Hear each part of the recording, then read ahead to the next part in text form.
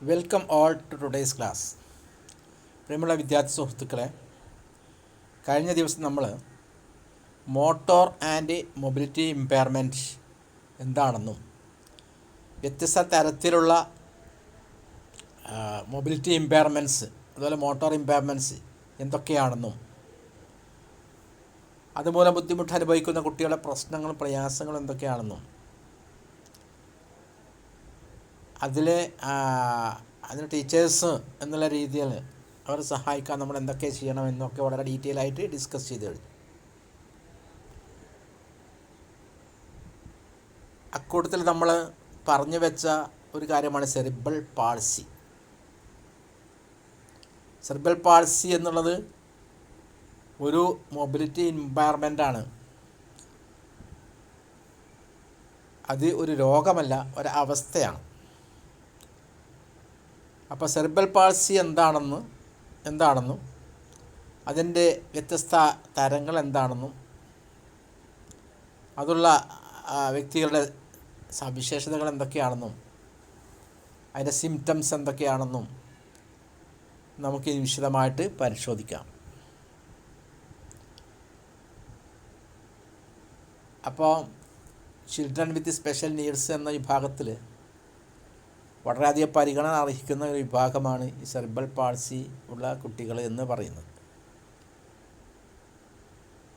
അപ്പോൾ അതിനെക്കുറിച്ച് കൃത്യമായൊരു അവബോധം ഉണ്ടാക്കിയെടുക്കൽ അധ്യാപക വിദ്യാർത്ഥികൾ എന്നുള്ള രീതിയിൽ നമ്മുടെ കടമയാണ്. അതുകൊണ്ട് കൃത്യമായിട്ട് കാര്യങ്ങൾ ഗ്രഹിക്കാൻ ശ്രമിക്കുക. ശരി, എല്ലാവർക്കും ഒരിക്കൽ കൂടി സ്വാഗതം. നമ്മൾ ടോപ്പിക്കിലേക്ക് കടക്കുകയാണ്. Cerebral palsy. ആദ്യമായി നമുക്ക് സെറിബ്രൽ പാൾസി എന്താണെന്ന് പരിശോധിക്കാം. Cerebral palsy is A disorder of movement and posture. സിമ്പിളായിട്ട് പറഞ്ഞാൽ നമ്മുടെ മൂവ്മെൻറ്റിൽ വരുന്ന ഡിസോർഡർ, അത് പോസ്ചർ എന്ന് പറയുമ്പോൾ എന്താണ്? നമ്മുടെ ഭാവം, നിൽപ്പ്, നടപ്പ്, രീതി ഒക്കെ ഉണ്ടല്ലോ, കിടപ്പ്. നമ്മൾ ടീച്ചിങ് സ്കിൽസ് പഠിച്ചപ്പോൾ നമ്മൾ പഠിച്ചിട്ടുണ്ട് അല്ലേ, സ്റ്റിമുലസ് വേരിയേഷനിലെ വേരിയേഷൻസിൽ നമ്മൾ പഠിച്ചിട്ടുണ്ട് പോസ്ചർ. ഒരു അധ്യാപകൻ്റെ ക്ലാസ്സിലുള്ള പോസ്ചർ എങ്ങനെയൊക്കെ ആയിരിക്കണം ഓരോ സന്ദർഭത്തിൽ. പോസ്ചർ എന്ന് പറയുമ്പോൾ എന്താണ്? ഭാവം, നിൽപ്പ്, നടപ്പ് രീതി എന്നൊക്കെ പറയാം. അപ്പോൾ disorder of movement and posture, ഇതാണ് സെറിബ്രൽ പാൾസി. ഒരു വ്യക്തിയുടെ മൂവ്മെൻറ്റിൽ അല്ലെങ്കിൽ പോസ്ചറിൽ ഉണ്ടാകുന്ന ഡിസോർഡറാണ് എന്ത് സെറിബ്രൽ പാൾസി കൊണ്ട് ഉദ്ദേശിക്കുന്നത്. It is defined as an umbrella term covering a group of non-progressive but often changing motor impairment syndromes secondary to lesions or anomalies of the brain arising in the early stages of its development. Cerebral palsy നമുക്ക് നിർവചിക്കുകയാണെങ്കിൽ it is an umbrella term. Umbrella term എന്ന് പറഞ്ഞാൽ എന്താണ്? എല്ലാ കുറേ കാര്യങ്ങൾ ഒരുമിച്ച് പറയുന്ന ഒരു ടേമാണ്. കുറേ കാര്യങ്ങൾ അതിനകത്ത് വരും. കുടപ്പദം എന്നാണ് ഇതിൽ മലയാളത്തിൽ പറയാം. അംബ്രല്ല ടേം, കുറേ കാര്യങ്ങൾ ഒരുമിച്ച് വരും. Umbrella term covering a group of non progressive but often changing motor impairment syndromes. ഒരു കൂട്ടം എന്താണ്? നോൺ പ്രോഗ്രസീവായിട്ടുള്ള, പുരോഗമനപരമല്ലാത്ത, ബട്ട് ഓഫൺ ചേഞ്ചിങ്, പക്ഷേ പലപ്പോഴും മാറിക്കൊണ്ടിരിക്കുന്ന മോട്ടോർ ഇമ്പയർമെൻറ്റ് സിൻഡ്രംസ്. മോട്ടോർ ഇമ്പയർമെൻറ്റുമായിട്ട് ബന്ധപ്പെട്ട ഒരുപാട് സിൻഡ്രംസ്, ഒരുപാട് രോഗലക്ഷണങ്ങൾ. Secondary to lesions or anomalies of the brain arise in the early stages of its development. ബ്രെയിന്, മസ്തിഷ്കത്തിൻ്റെ ആദ്യഘട്ടത്തിലുള്ള വികാസം, അതിന് ശേഷം സെക്കൻഡറി ആയിട്ട് വരുന്ന കാര്യങ്ങളാണ് ഇതിനകത്ത് വരുന്നത്. Secondary to lesions or anomalies of the brain arising in the early stages of its development. ബ്രെയിന് അതിൻ്റെ ഡെവലപ്മെൻറ്റിൻ്റെ ഏർലി സ്റ്റേജസിൽ ഉണ്ടാകുന്ന പരിക്കുകൾ, പരിക്കുകൾ അല്ലെങ്കിൽ അനോമലീസ്, അതിൽ വരുന്ന പോരായ്മകൾ, വളർച്ചയിൽ വരുന്ന പോരായ്മകൾ, അതിന് സെക്കൻഡറി ആയിട്ട്, അതായത് അതിന് പിന്നീട് വരുന്ന കാര്യങ്ങളാണ് ഇതിനകത്ത് വരിക. ഏർലി സ്റ്റേജ് ഓഫ് ബ്രെയിനിൻ്റെ ആദ്യഘട്ട വികാസത്തിന് ശേഷം ഉണ്ടാവുന്നു. അപ്പോൾ എന്താണ്, it is an umbrella term covering a group of non progressive but often changing motor impairment syndromes secondary to lesions or anomalies of the brain arising in the early stages of its development. It may be stated as a static encephalopathy in which even though the primary lesion, anomaly or injury is static, the clinical pattern of presentation may change with time due to growth and developmental plasticity and maturation of the central nervous system. ഇവിടെ പറയുന്നത് it may be stated as a static encephalopathy. വളരെ static എന്ന് പറഞ്ഞാൽ movement ഇല്ലാത്തതെന്നർത്ഥം. അതിൻ്റെ ഓപ്പോസിറ്റാണല്ലോ dynamic നേരെ ഓപ്പോസിറ്റാണ് static, movement ഇല്ലാതെ നിശ്ചലാവസ്ഥയിൽ നിൽക്കുന്നത്. Encephalopathy എന്ന് പറയുമ്പോൾ എന്താണ്, മസ്തിഷ്ക വീക്കത്തിനാണ് എൻസെഫലോപ്പതി എന്ന് പറയുന്നത്. മസ്തിഷ്ക വീക്കം, തലച്ചോറുണ്ടാകുന്ന വീക്കം. അപ്പം സ്റ്റാറ്റിക്കായുള്ള ഒരു മസ്തിഷ്ക വീക്കമാണ് ശരിക്കത്. It is stated as a static encephalopathy in which even though the primary lesion, anomaly or injury is static, the clinical pattern of presentation may change with time due to growth and developmental plasticity and maturation of the central nervous system. Primary ആയിട്ടുള്ള പ്രാഥമികമായിട്ടുള്ള പരിക്കുകൾ, ക്ഷതങ്ങൾ, അതുപോലെ തന്നെ വളർച്ചയിലുള്ള പോരായ്മകൾ അല്ലെങ്കിൽ പരിക്കുകൾ ഒക്കെ static ആണെങ്കിൽ പോലും ക്ലിനിക്കൽ പാറ്റേൺ ഓഫ് പ്രസൻറ്റേഷൻ എന്ത് ചെയ്യും, മാറ്റങ്ങൾക്ക് വിധേയമാക്കാം കാലക്രമേണ വിത്ത് ടൈം. എങ്ങനെ, due to growth and developmental plasticity, ഡെവലപ്മെൻറ്റലായിട്ടും ഗ്രോത്ത് ആൻഡ് ഡെവലപ്മെൻറ്റിൻ്റെ ഭാഗമായി വരുന്ന പ്ലാസ്റ്റിസിറ്റി എന്ന് പറയുമ്പോൾ വഴങ്ങുന്ന മൃദുത്വം എന്നൊക്കെ പറയും.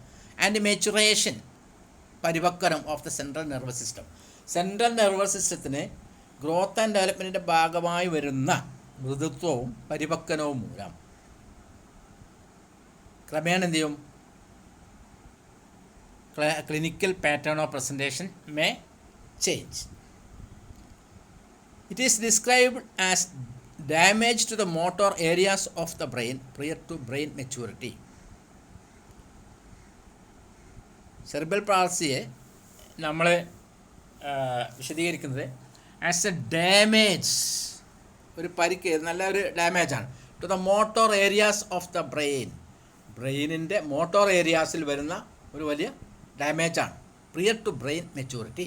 എപ്പോൾ ബ്രെയിനിന് മെച്യൂരിറ്റി വരുന്നതിന് മുമ്പേ, അതായത് ബ്രെയിന് ശരിയായ രീതിയിൽ അതിൻ്റെ വളർച്ചയും വികാസവും പ്രാപിക്കുന്നതിന് മുമ്പേ, ബ്രെയിനിന് ശരിയായ രീതിയിൽ പരിപക്വനം വരുന്നതിന് മുമ്പായിട്ട് എന്താണ്, ബ്രെയിനിൻ്റെ മോട്ടോർ ഏരിയാസിൽ വരുന്ന ഡാമേജാണ് ശരിക്കും സെറിബ്രൽ പാൾസി കൊണ്ട് ഉദ്ദേശിക്കുന്നത്.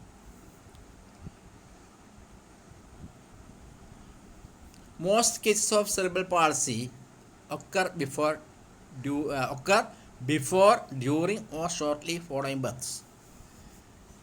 മിക്കവാറും കേസുകൾ, സെറിബ്രൽ പാൾസിയുടെ മിക്കവാറും കേസുകൾ സംഭവിക്കുന്നത് ഒന്നുകിൽ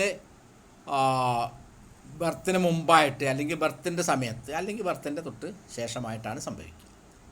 ബർത്തിൻ്റെ തൊട്ട് മുമ്പ്, അല്ലെങ്കിൽ ബർത്തിൻ്റെ ഇടയ്ക്ക്, അല്ലെങ്കിൽ ബർത്തിന് ശേഷം, തൊട്ട് ശേഷം, അത് ഒരുപാട് കഴിഞ്ഞിട്ടില്ല, ബർത്തിന് തൊട്ട് ഉടനെയായിട്ട് ആണ് സംഭവിക്കുന്നത്.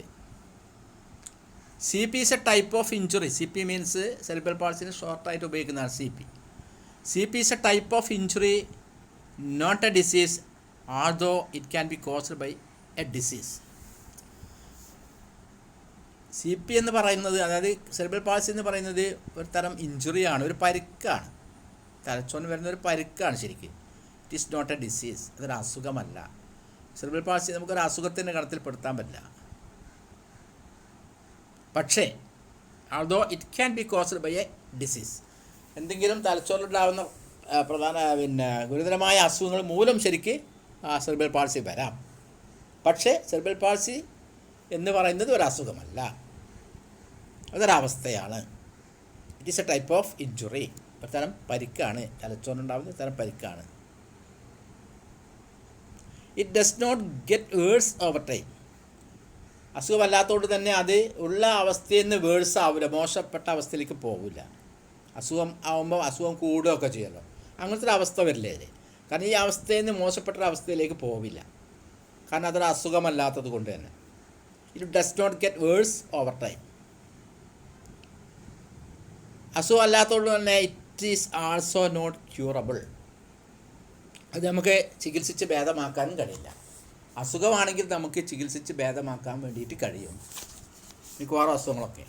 പക്ഷേ ഇത് അസുഖമല്ലാത്തതുകൊണ്ട് നമുക്ക് എന്ത് ചെയ്യാം, സെറിബ്രൽ പാൾസി എന്ന് ചികിത്സിച്ച് ഭേദമാക്കാൻ കഴിയില്ല. നമ്മൾ മനസ്സിലാക്കേണ്ട കാര്യം, അത് ഒരു അസുഖമല്ല, അതൊരവസ്ഥയാണ്, അതൊരു തരം പരിക്കാണ്, നമ്മൾ തലച്ചോറിനുണ്ടാകുന്ന ഒരു പരിക്കാണ്. അപ്പോൾ അതുകൊണ്ട് തന്നെ അത് ചികിത്സിച്ചിട്ട് മാറ്റാൻ വേണ്ടി കഴിയില്ല. അതോടൊപ്പം തന്നെ ഉള്ള അവസ്ഥയിൽ നിന്ന് മോശമായ അവസ്ഥയിലേക്ക് പോവുകയും ഇല്ല എന്നുള്ളതാണ്. Okay, some causes of cerebral palsy R.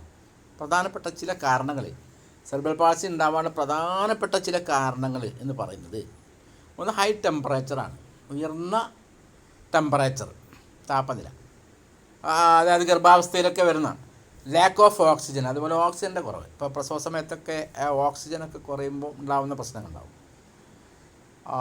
അതുപോലെ ഇഞ്ചുറി ടു ദ ഹെഡ്, തലക്ക് വരുന്ന ക്ഷതങ്ങൾ, ഗർഭാവസ്ഥയിൽ ഒക്കെ തലക്ക് വരുന്ന ക്ഷതങ്ങൾ, അമ്മമാർക്ക് ചിലപ്പോൾ ചില പരിക്കുകളൊക്കെ പറ്റുമ്പോൾ, എന്തെങ്കിലും വീണിട്ടോ ക്ഷതങ്ങളൊക്കെ പറ്റുമ്പോൾ ചിലപ്പോൾ ഈ കുട്ടീൻ്റെ ബ്രെയിനിന് പറ്റും. അതുപോലെ പ്രസവ സമയത്തിന് ശരിയായ രീതിയിൽ നോർമൽ പ്രസവം ആയില്ല, കൂടുതൽ സമയമൊക്കെ എടുത്തിട്ട് എന്തെങ്കിലും പ്രശ്നങ്ങൾ ഉണ്ടായി കഴിഞ്ഞാൽ ചിലപ്പോൾ തലയ്ക്ക് ചെറിയ ക്ഷതങ്ങൾ വരും. ഇതൊക്കെയാണ് അതിൻ്റെ പ്രധാനപ്പെട്ട കാരണങ്ങൾ. ഒന്ന് ഹൈ ടെമ്പറേച്ചർ, പിന്നെ lack of oxygen, 3 injury to the head. അതാണ് പ്രധാനപ്പെട്ട കാരണങ്ങൾ എന്ന് പറയുന്നത്. ഇനി അതിൻ്റെ ടൈപ്സുകൾ ഏതൊക്കെയെന്ന് പരിശോധിക്കാം നമുക്ക്. The most common types of CPR, cerebral പാൾസിയുടെ പ്രധാനപ്പെട്ട 3 തരങ്ങൾ എന്ന് പറയുന്നത്, ഒന്ന് സ്പാസ്റ്റിക് സെറിബ്രൽ പാൾസി, രണ്ടാമത് ataxic cerebral palsy, 3 athetoid or dyskinetic cerebral palsy. ഇനി അതെന്താണെന്നല്ല നമ്മൾ അടുത്ത് വിശദമായിട്ട് പറയുന്നുണ്ട്. Most cases of CP found are combinations of the 3 types. മിക്കവാറും സെറിബ്രൽ പാൾസി വരുന്നത് ഈ 3ൻ്റെ ഒരു കോമ്പിനേഷൻ ആയിട്ടാണ്.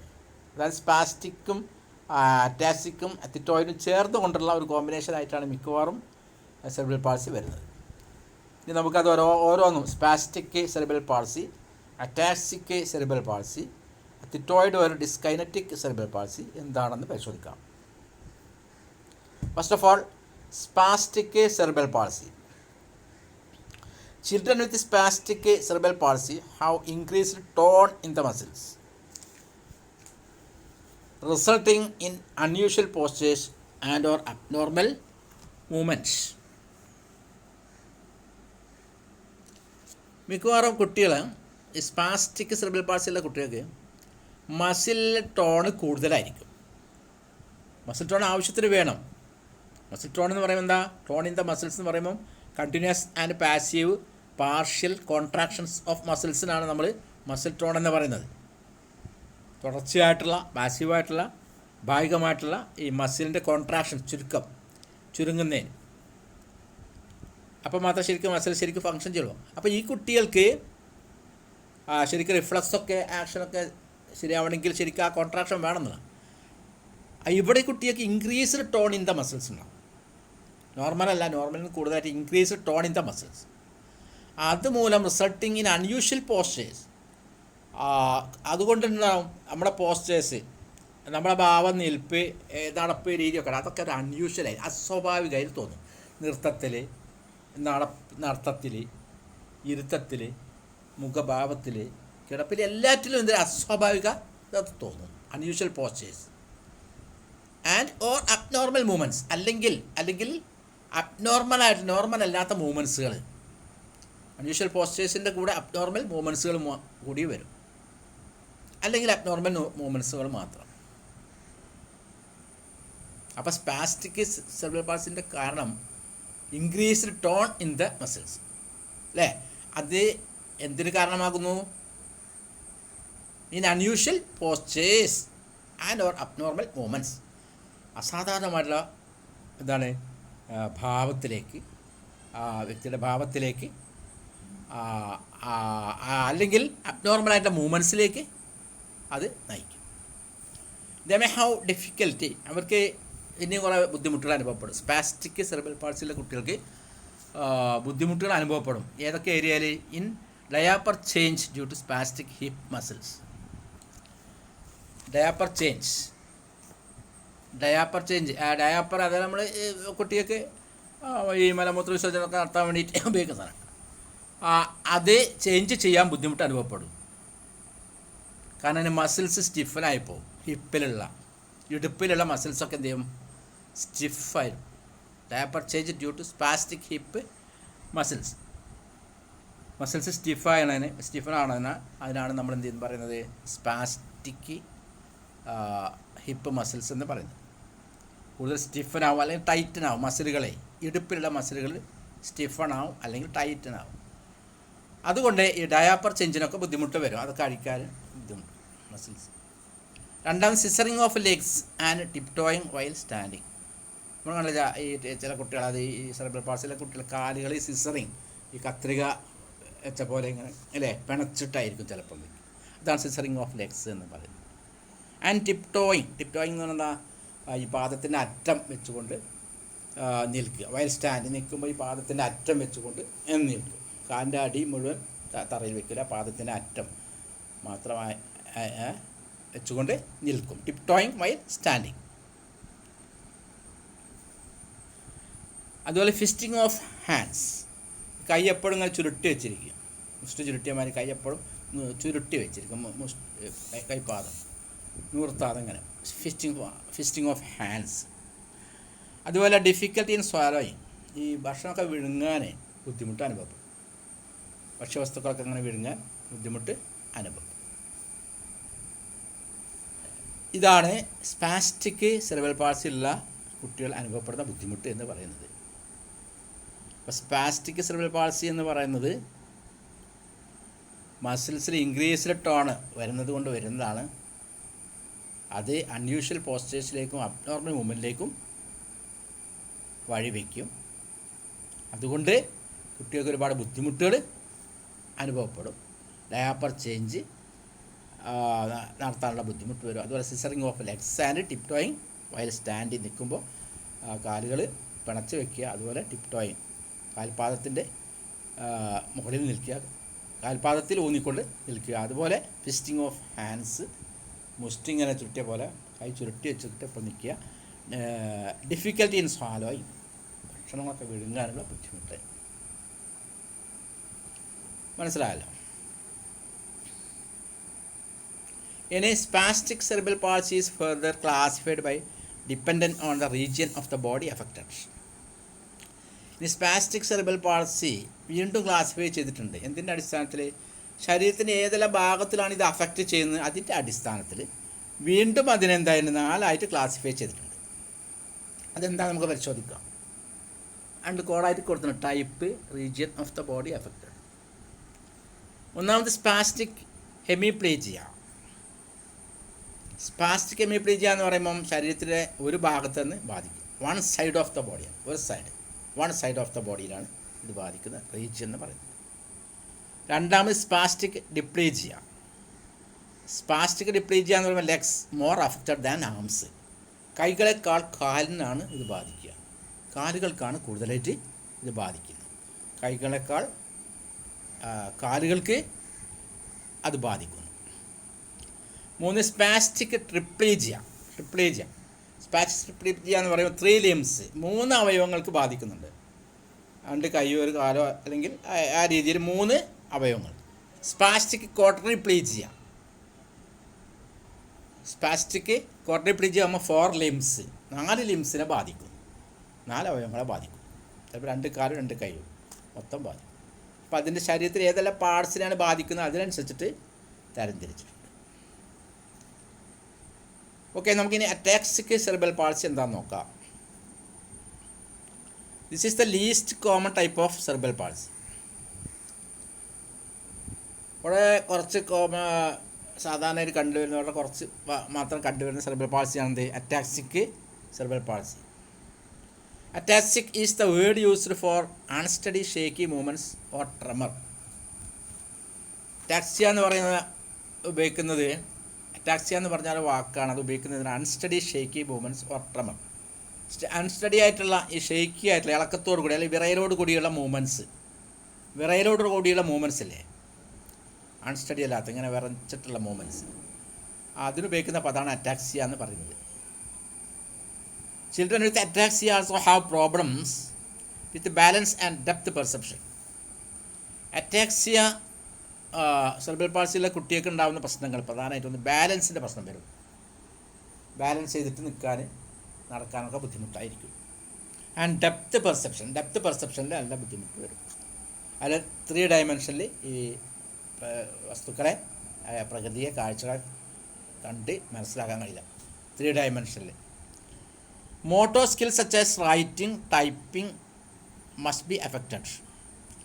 പിന്നെ മോട്ടോർ സ്കിൽസ്, റൈറ്റിംഗ് എഴുതാനുള്ള മോട്ടോർ സ്കില്ല്, അതുപോലെ ടൈപ്പ് ചെയ്യാനുള്ള സ്കിൽ, ഇതിനെയൊക്കെ പ്രതികൂലമായിട്ട് ബാധിക്കും. Motor skills such as writing, typing might be affected. അതുപോലെ difficulty with visual and auditory processing. വിഷ്വലായിട്ട് ഓഡിറ്ററി ആയിട്ടുള്ള പ്രോസസ്സിങ്ങിന് ബുദ്ധിമുട്ട് വരും. നമ്മൾ കണ്ടിട്ട് ആ കണ്ട കാര്യങ്ങൾ ശരിയായ രീതിയിൽ പ്രോസസ്സ് ചെയ്യാൻ ബുദ്ധിമുട്ട് വരും. അതിൽ ഓഡിറ്ററി കേട്ട കാര്യങ്ങൾ ശരിക്കും പ്രോസസ്സ് ചെയ്യാനുള്ള ബുദ്ധിമുട്ട് വരും. ഇതാണ് അറ്റാക്സിക് സെറിബ്രൽ പാൾസി കൊണ്ടുണ്ടാകുന്ന പ്രോബ്ലംസ് എന്ന് പറയുന്നത്. ഇനി 3ാമത്തെ തരം athetoid or dyskinetic cerebral palsy. എന്താണെന്ന് നോക്കാം. This refers to the type of cerebral palsy with abnormal involuntary movements. അബ്നോർമലായിട്ടുള്ള, അസാധാരണമായിട്ടുള്ള ഇൻവോളണ്ടറി, നമ്മൾ മനഃപൂർവ്വമല്ലാത്ത മൂവ്മെൻറ്റ്സുകൾ, അതായിരിക്കും ഈ അത്തിറ്റോയിഡ് അല്ലെങ്കിൽ ഡിസ്കൈനറ്റിക് സെറിബ്രൽ പാൾസി ഉള്ള ആളുകൾക്ക് ഉണ്ടാവുന്ന ലക്ഷണം എന്ന് പറയുന്നത്. അബ്നോർമലായിട്ടുള്ള ഇൻവോളണ്ടറി ആയിട്ടുള്ള മൂവ്മെൻറ്റ്സുകൾ. It is divided in to 2 types of movement problems called dystonia and athetosis. 2 തരത്തിലുള്ള മൂവ്മെൻറ്റ് പ്രോബ്ലംസ്, ചലനവുമായിട്ട് ബന്ധപ്പെട്ട 2 തരം പ്രോബ്ലംസ് ആയിട്ട് തരംതിരിച്ചിട്ടുണ്ട്. ഏതൊക്കെ? ഒന്ന് ഡിസ്റ്റോണിയ, 2 എത്തിറ്റോസിസ്. എന്താണെന്ന് ഡിസ്റ്റോണിയ, എന്താണ് എത്തിറ്റോസിസ് എന്ന് നമുക്ക് പരിശോധിക്കാം. Dystonia, this is the term used for sustained muscle contractions that frequently cause twisting or repetitive movements or abnormal postures. Dystonia എന്ന് പറയുന്നത് it is a term used for sustained muscle contractions. മസിലിൻ്റെ ചുരുക്കം, sustain ചെയ്യുന്ന എപ്പോഴും ഉള്ള മസിലിൻ്റെ ചുരുക്കം, അതിനെ സൂചിപ്പിക്കുന്ന പദമാണ്. മസിൽ ഇങ്ങനെ ചുരുങ്ങുക. അപ്പം മിക്കവാറും എന്തിന് കാരണമാവും? Cause twisting or repetitive movements. എപ്പോഴും ഇങ്ങനെ നമ്മുടെ മൂവ്മെൻറ്റുകളൊക്കെ ഇങ്ങനെ ആവർത്തിച്ച് വരാൻ അത് ഇടവരുത്തും. അല്ലെങ്കിൽ ട്വിസ്റ്റ് വരും, അല്ലെങ്കിൽ അബ്നോർമൽ പോസ്ചേഴ്സ് വരും. അസാധാരണമായിട്ടുള്ള നമ്മളെ ഭാവങ്ങൾ, നിൽപ്പ്, നടപ്പൊക്കെ വരും. അപ്പോൾ സ്വാഭാവികതയിൽ നിന്നും മാറിയിട്ട് നമ്മളെല്ലാ ചലനങ്ങളും മാറ്റങ്ങൾക്ക് വിധേയമാവും. ഇനി അത്തിറ്റോസിസ് എന്താണെന്ന് പറയാം. This is the word used for the uncontrolled extra movements that occur particularly in the arms, hands and feet and around the mouth. ഇത് അത്തിറ്റോസിസ് എന്ന് പറയുന്നത് എന്തിനു വേണ്ടി ഉപയോഗിക്കുന്ന അൺകൺട്രോൾഡ് എക്സ്ട്രാ മൂവ്മെൻറ്റ്സ്, കൺട്രോൾ ചെയ്യപ്പെടാൻ പറ്റാത്ത, നിയന്ത്രണ വിധേയമല്ലാത്ത എക്സ്ട്രാ മൂവ്മെൻറ്റ്സുകൾ, അധികമായിട്ടുള്ള ചലനങ്ങൾ സംഭവിക്കും. എവിടെയാണ് കൂടുതലായിട്ട് സംഭവിക്കുക? That particular in the arms, പ്രധാനമായിട്ട് കൈകളിലാണ് സംഭവിക്കുക. Hands and feet and around the mouth, മൊത്തം കയ്യിൽ അല്ലെങ്കിൽ കൈമുട്ടിന് താഴെ, അല്ലെങ്കിൽ ഫീറ്റിൽ, അല്ലെങ്കിൽ അറൗണ്ട് ദ മൗത്ത്, ഇവിടെയൊക്കെ സംഭവിക്കും. ആംസിൽ, ഹാൻഡ്സിൽ, ഫീറ്റിൽ ആൻഡ് അറൗണ്ട് ദ മൗത്ത് എന്ത് സംഭവിക്കും? അൺകൺട്രോൾഡ് എക്സ്ട്രാ മൂവ്മെൻറ്റ്സ് സംഭവിക്കും. ഇതാണ് അത്തിറ്റോസിസ് ഉള്ള ആളുകളുടെ ലക്ഷണം എന്ന് പറയുന്നത്. The lack of control is often most noticeable when the child starts to move. കുഞ്ഞ് മൂവ് ചെയ്യാൻ തുടങ്ങുമ്പോൾ തന്നെ ഈ ലാക്ക് ഓഫ് കൺട്രോൾ എന്ത് ചെയ്യാം, നമുക്ക് കൃത്യമായിട്ട് ശ്രദ്ധിക്കാൻ പറ്റും, നോട്ടീസബിളാണ്. കുഞ്ഞുങ്ങൾ ചലിക്കാൻ തുടങ്ങുമ്പോൾ തന്നെ ഇത്തരം എക്സ്ട്രാ മൂവ്മെൻറ്റ്സുകൾ ഉണ്ടോ, ആംസിലും ഹാൻഡ്സിലും ഫീറ്റിലും അതുപോലെ അറൗണ്ട് ദ മൗത്തൊക്കെ എക്സ്ട്രാ മൂവ്മെൻറ്റ്സുകൾ ഉണ്ടോ എന്ന് നമുക്ക് ശ്രദ്ധിക്കാൻ പറ്റും. For example, when the child attempts to grasp a toy or a spoon. കുഞ്ഞുങ്ങൾ ഇപ്പോൾ 2 വയസ്സ് 1.5 വയസ്സ് 2 വയസ്സുള്ള കുട്ടികളൊക്കെ ഈ ഒരു ടോയ് അല്ലെങ്കിൽ സ്പൂണ് ഒക്കെ എടുക്കാൻ വേണ്ടിയിട്ട് ശ്രമിക്കുമല്ലോ, അത് എടുക്കാൻ വേണ്ടിയിട്ട് പിടിക്കാൻ വേണ്ടി ശ്രമിക്കുമ്പോൾ നമുക്ക് കാണാൻ കഴിയും ഈ മാറ്റങ്ങൾ, ഈ abnormal movements. In addition, children with ethetoid cerebral palsy often feel floppy when carried. ഇതിന് പുറമെ എത്തറ്റോയിഡ് സെറിബ്രൽ പാൾസിയിലെ കുട്ടികളെ എടുക്കുകയാണെങ്കിൽ അങ്ങനെയാണ് കുഴഞ്ഞു വരും, ഫ്ലോപ്പിയോ വന്നെന്താ അങ്ങനെ കുഴഞ്ഞിട്ട് നമ്മൾ എടുക്കുകയാണെങ്കിൽ കുട്ടികളെ എടുക്കുകയാണെങ്കിൽ അങ്ങനെ ഫ്ലോപ്പി ആയിരുന്നു.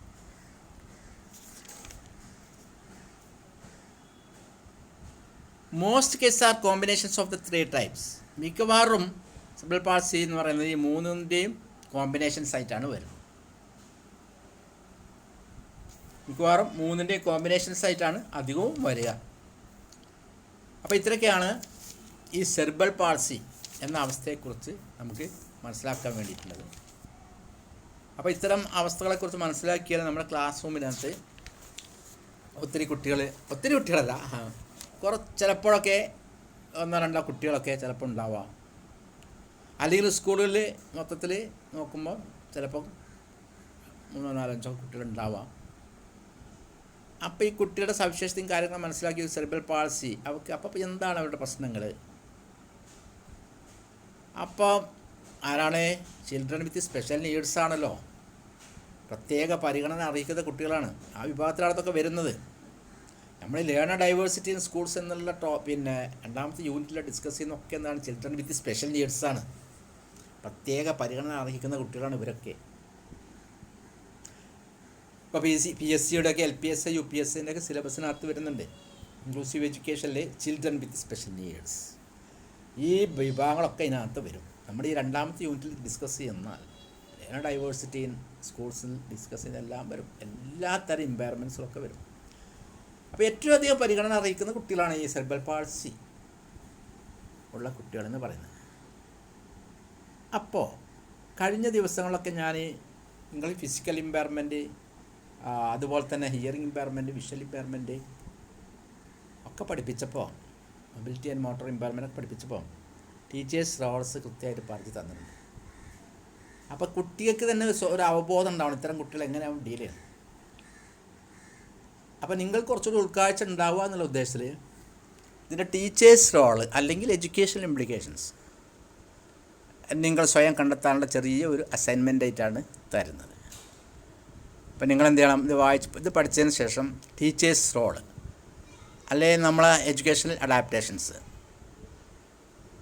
അല്ലെങ്കിൽ എഡ്യൂക്കേഷണൽ ഇംപ്ലിക്കേഷൻസ് എന്താണെന്ന് സെറിബ്രൽ പാൾസി റെഫർ ചെയ്തിട്ട് നിങ്ങൾ തയ്യാറാക്കിയിട്ട് എനിക്ക് ഗൂഗിൾ ക്ലാസ് റൂമിലേക്ക് അയച്ചു തരണം. നെറ്റിലൊക്കെ സെർച്ച് ചെയ്താൽ കിട്ടും. അപ്പോൾ സ്വയം ഒന്ന് കണ്ടുപിടിക്കുമ്പോൾ കുറച്ചുകൂടി നമുക്ക് എന്ത് ചെയ്യാം, ഒരു താല്പര്യം ഉണ്ടാവും, ഒരു അവബോധം ഉണ്ടാവും. അങ്ങനെ ഉണ്ടാവണമല്ലോ. എല്ലാ പാഠത്തിനും എഡ്യൂക്കേഷൻ ഇംപ്ലിക്കേഷൻസ് നമ്മൾ തരുമ്പോൾ അതെല്ലാം അങ്ങനെ ഫീഡ് ചെയ്യുന്ന മാതിരി കിട്ടുമ്പോൾ നമുക്കൊരു ഇതുണ്ടാവില്ല. അപ്പോൾ നമ്മൾ കണ്ടുപിടിക്കാൻ ശ്രമിക്കട്ടോ.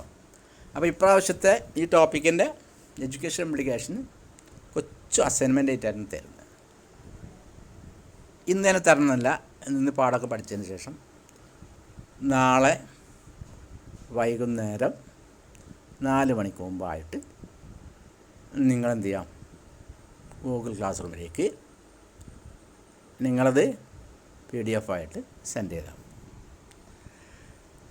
ഓക്കെ, കാര്യങ്ങളൊക്കെ മനസ്സിലായാലോ? നോട്ട്സൊക്കെ ശരിക്കും എഴുതിയെടുക്കുക, നന്നായിട്ട് പഠിക്കുക. പിന്നെ ഈ ഭാഗങ്ങളൊക്കെ നമ്മൾ ഈ LPSA UPSA കേട്ടിട്ട് മത്സര പരീക്ഷകൾക്കൊക്കെ ചോദിക്കുന്ന ഭാഗങ്ങൾ തന്നെയാണ്. അപ്പോൾ ഇതിൻ്റെയൊക്കെ എഡ്യൂക്കേഷൻ ഇംപ്ലിക്കേഷൻസ് നമ്മൾ കാര്യമായിട്ട് മനസ്സിലാക്കി വയ്ക്കണം. അത്തരത്തിൽ പഠിക്കുക, നല്ല അധ്യാപകരാവുക. Okay, all the best. Thank U.